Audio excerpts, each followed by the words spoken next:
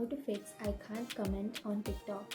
So if you're facing a problem with TikTok, like if you're trying to comment on someone's post and if you're not being able to comment on TikTok, then the first reason is you need to check your internet connection. Like if you don't have a stable internet connection, then you might find this kind of problem.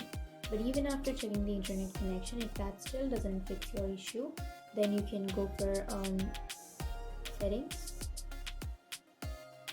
and then go for apps and notifications, and go for see all apps, and you can open up your TikTok and go for storage and cache, and then you can go for clear cache.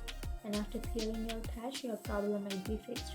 But if that still doesn't fix your problem, then you need to wait for 24 hours. Like sometimes if you have commented constantly, like without a break, if you have commented on many TikTok videos, then TikTok might freeze your account. So to unfreeze your account, you need to wait for 24 hours, and after waiting for 24 hours, your problem might be fixed.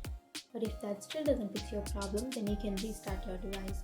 You can hold on to that power button, and here you will have restart option. Simply tap on restart and your problem might be fixed. That's it. These were the few fixes, and if you have any questions, feel free to comment below. Thanks for watching.